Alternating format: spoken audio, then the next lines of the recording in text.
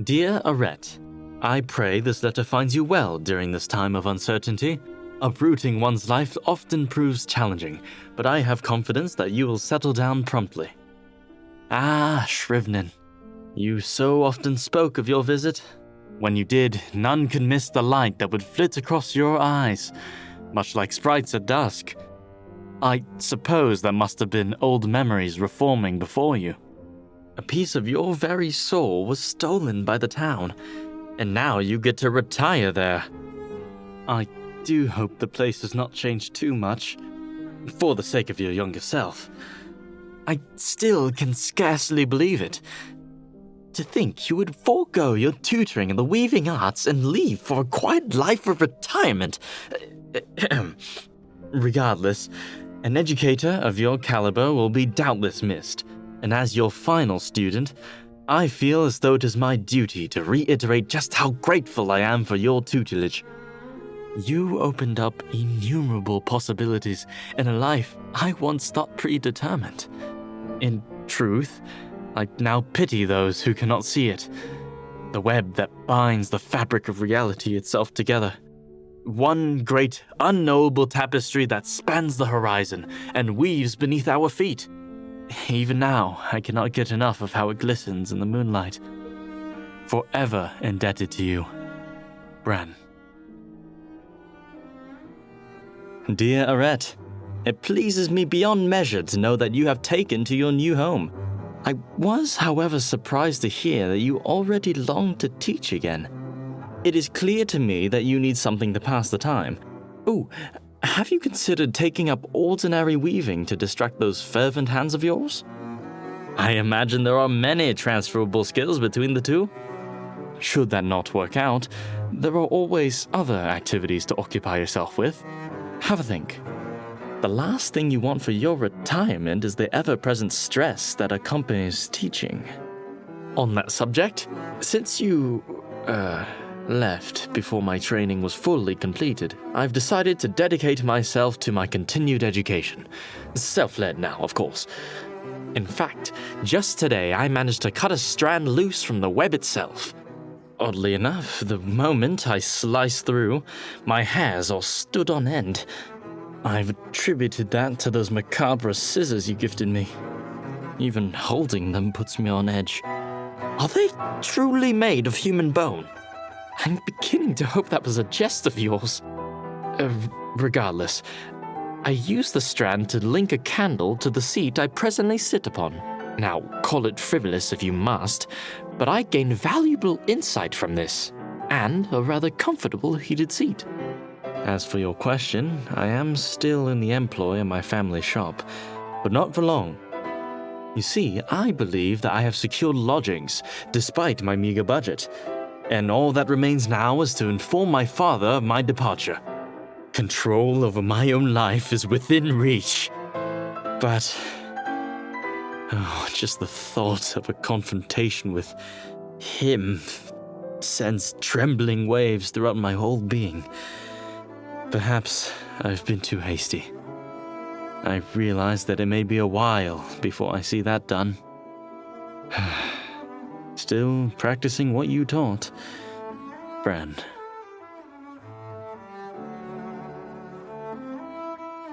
Dear Arette, I must apologize in advance, for I have yet to receive your reply to my previous letter.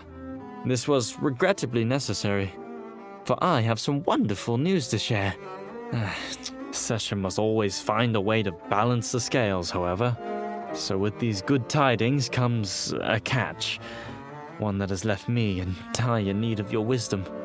To put it briefly, I've just finished up signing the contracts for those lodgings I mentioned before.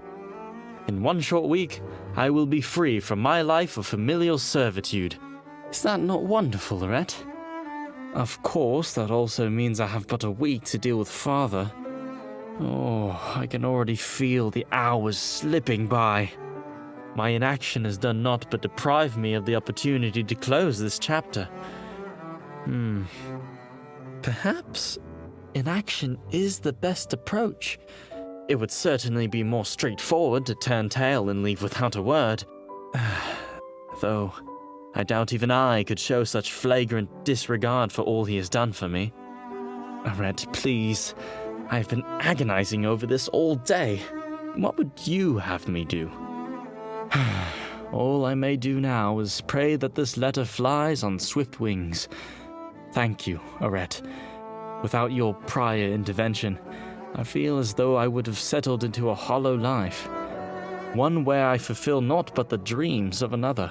With this ultimate act, you will have finally guided me down a path that I may weave for myself. May Sesha smile upon my fortunes. Bran. Dearest Arette, your advice was impeccable, as I knew it would be. If I was to forge this new path of mine, my prior path needed to be thoroughly dismantled first. That is to say, I told him, right to that smugly scowling face of his. Afterwards, Father and I stood there in silence for what surely amounted to a decade, before he placed a small, unsteady foot towards me. It was then that I noticed just how red his eyes had grown. Another step followed, accompanied by slowly outstretching hands. At that, I immediately shut off. As of yet, I can only theorize the reasons for this abnormal behavior, but in the moment, I had to assume the worst. Putting all that aside, I've begun to settle into my new abode. It has seen better days, to tell the truth, but once I am through with it, my house will be a spectacle sure to send my neighbors into fits of jealousy. Or, at least it would, were my neighbors more interested in household aesthetics rather than stabbing people. You see, this turned out to be quite the rough area, hence the price. Rest assured, though, Arette, I have followed the threads of your teachings and adapted them for combat. Much like the dust within my home's forgotten floorboards, I will sweep aside any fool that stands in my way. Just a simple pluck of the web, and the very ground beneath their feet will crumble. Phew.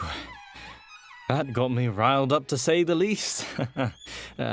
Regardless, farewell for now. I will, of course, keep you updated on the renovations, granted that you continue to inform me of your search.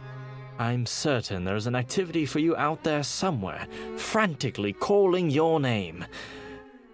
Building towards my new future, Bran.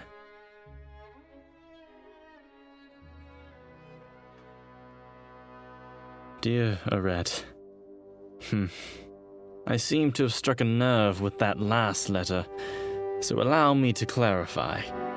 No, I will not strut about threatening the locals with my magnificent powers. They are meant as a last resort, and I'm sure that you would agree that it is best to be prepared for any situation. Or would you rather I bleed out in some back alleyway after glancing at a ruffian the wrong way? Please, Arette, try to understand. I have no intention of bastardizing your teachings, and your warnings remain close to heart. Besides, overuse of my powers is simply out of the question. For the moment any symptom rears its foul head, I will cease my experimentation immediately. If I were truly becoming this power-coveting beast you have fabricated, then tell me, could I honestly write these words? I shall end this letter here. I have much else to say, but this business has soured my desire for casual chatter. Let us leave all this behind us now that we have said our piece. I will write again shortly. In time, you will see. Bran.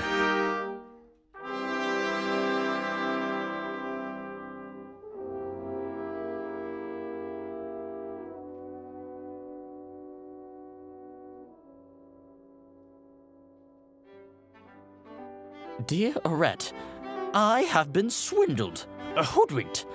Today I had intended to wave away our trivial disagreement, to speak on my failure to find any means of monetizing my abilities, especially one that is not a meaningless job in law enforcement.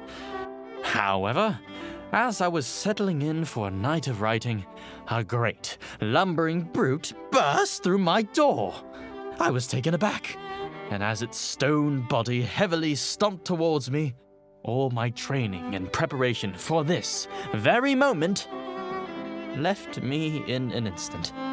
I was incapable of even begging for my life, and so resigned myself to my fate, until a familiar voice echoed out from behind the behemoth. My landlord. You see, when first I moved in, it was under the pretense that this was my home, and my home alone. Unbeknownst to me, though, the contract I signed had a hidden clause, allowing the property owner to rent it out to others as well. Truly, I was a damnable fool to believe that a house of this size could be so cheap, even accounting for the rough area. Nothing to do about it now, bar wallowing in the consequences of this grievous lapse of judgment. You must be curious about my new companion. Well, it is a kraken by the name of Porf, and it must be as dense as the rocks it is made of. In our short time as acquaintances, it has already displayed a frankly shocking level of social ineptitude. Not a moment goes by without this boulder attempting to assert its physical prowess over mine. When I go to grab an object on the high shelf, it will pick me up so that I may reach it. Anytime I carry something remotely heavy, there it is, ready to take it off my hands. Already I have insisted that it halt these brazen displays, but alas, they continue, justified as an attempt to be helpful. No lie has ever been so paper-thin. My next course of action is clear. I will further dedicate myself to studying the web. Porf thinks it can bully and belittle me with its might. No. I shall reveal the art of weaving to this sentient pile of rocks. Then it will come to realize the folly of relying on brute strength. Burning bright with determination, Bran.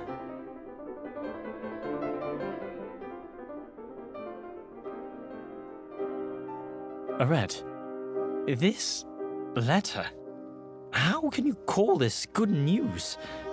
To think you were conspiring whilst I suffered under Porf's tyranny. Oh, I understand. It was always peculiar that you simply could not wait to retire until after my training was complete. How this so-called retirement required you to move so far away. Was I such an abominable student that you could not bear to be in my presence another moment longer? I had my doubts from the start, but I was happy for you, encouraged you to pursue new ventures, and now you have thrown my good nature to the ground and spat on it. How fare your new pupils then? Working hard to learn the craft? Heeding well your endless drivel of responsibility and the dangers of overuse? I suppose they must be, given that they have your undivided attention. Tell me, is it your idea of relaxing to educate those insolent children? Twins, no less? The poor things, they know not the depravity of their tutor. If only I were there, then these students of yours would know. Each and every word that leaves your ancient lips is a carefully crafted falsehood, intent on chaining them down and stifling their potential.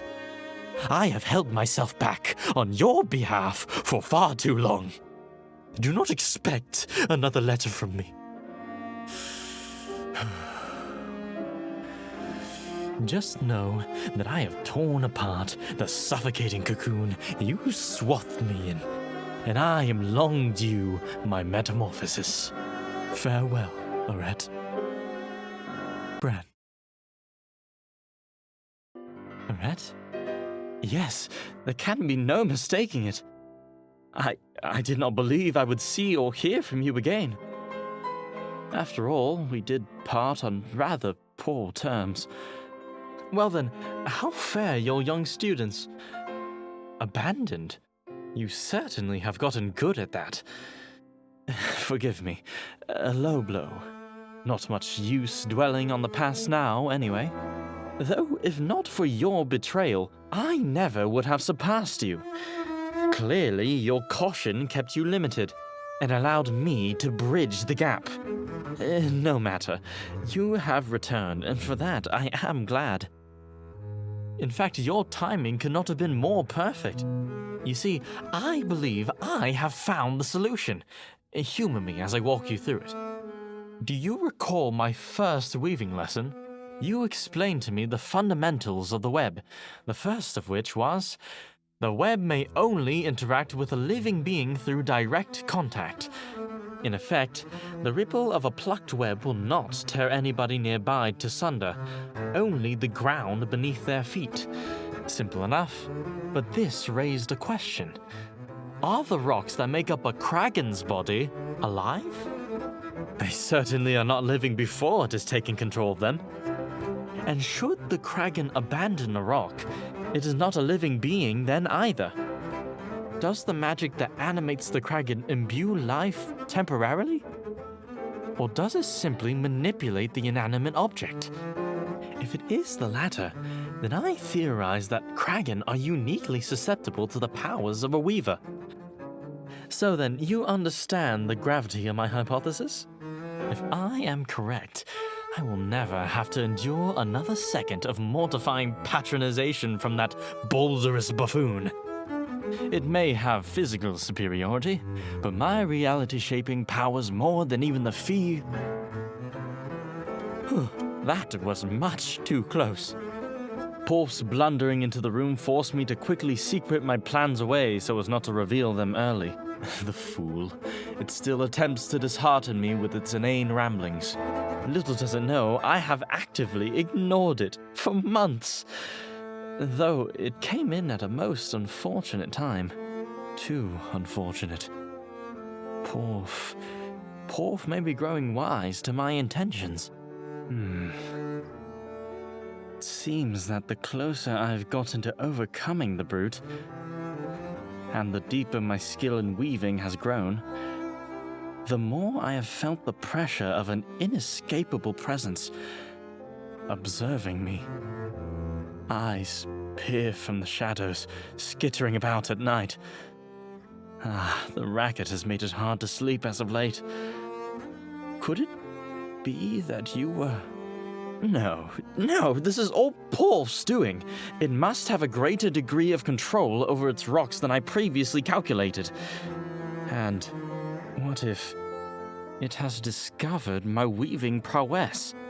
That would explain everything. Porf is replicating the symptoms of overuse. Then it is clear. I must hasten my approach to conclude this battle, lest victory slip from my grasp. Arette, thank you for being here to watch it all end. Arette. Porf will struggle to pose any further problems now that it has been dealt with. You see, while it was gorging on sunlight, blissfully unaware, I used the web to unleash a volley of targeted shockwaves at each of its appendages. Porf's body crumbled like ash, while the moss adorning it drifted to the ground unharmed, thus proving my hypothesis. Interestingly, its core remained intact. I suppose that means it is animated through some form of magically imbued life. Food for thought. Before I could ponder the implications, however, the core began to furiously spew crackles of blue lightning. I rushed to snatch up what little remained of poor old Porf and sealed it within a box, so as to prevent it from reforming. Overall, this operation was a gleaming success, minus a few burnt fingers. I learned a great deal about the extent of my destructive capabilities, and the crushing weight of my former tormentor has been expertly freed from my shoulders. As you can plainly see, your tragic tales of Weaver's past carried little weight. There is no such thing as overuse, only failures to comprehend the web as I now do. This situation is, and always was, under my complete control. And now, with paws sitting harmlessly on a shelf and their source thoroughly cut off, I am confident that all my worrying symptoms will subside. Finally, I can look to the future once again.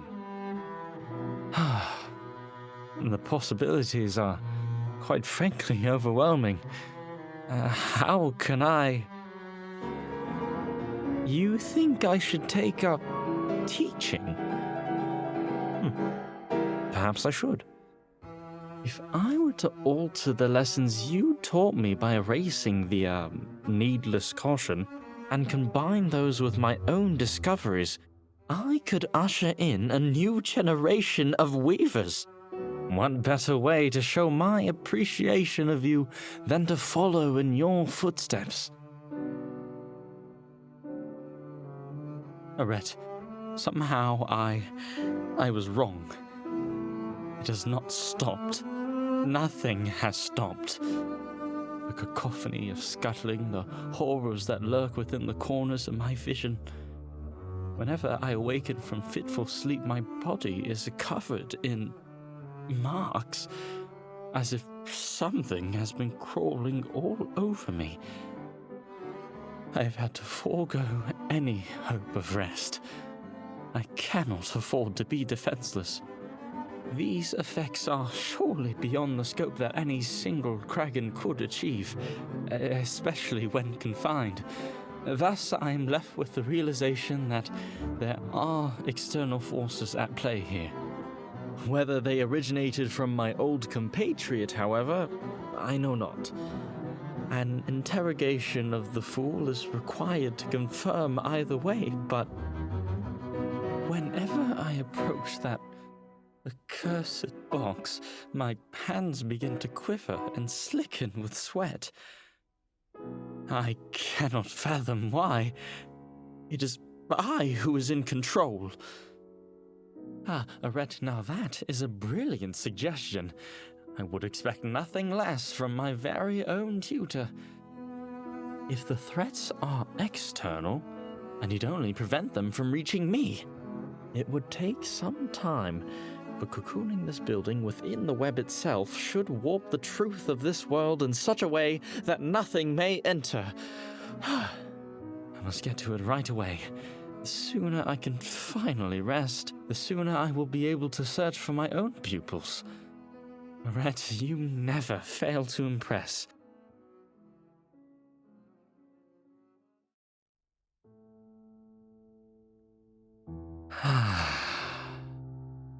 Much time have I spent twisting, tying, weaving, but it nears completion.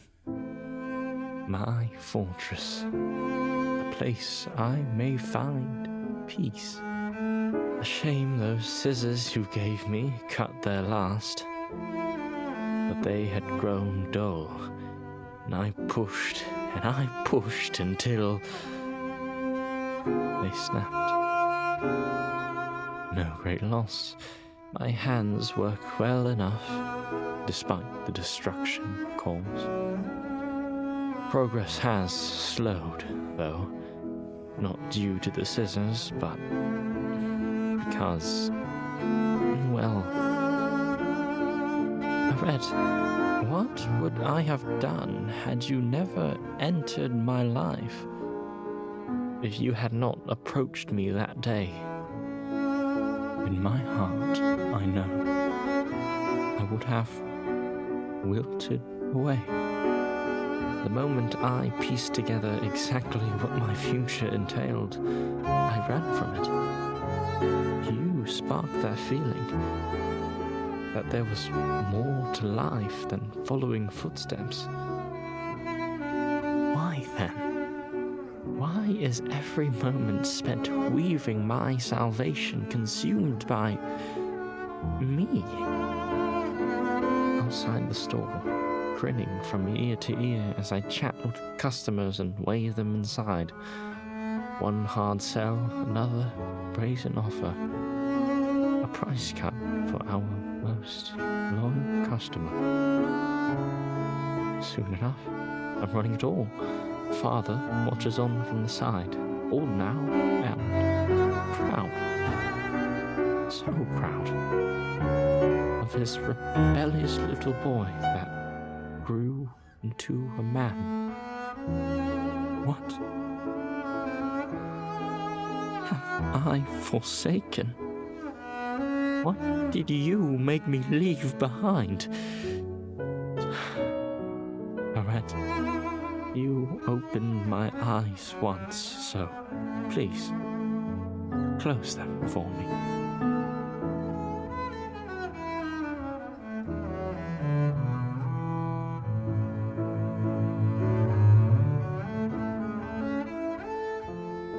I saw it.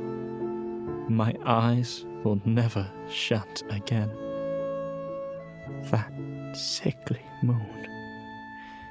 Beautiful ones, now wrapped in webs, could not help but stare. Movement. Arette, I saw the source of the web. I think it sees me.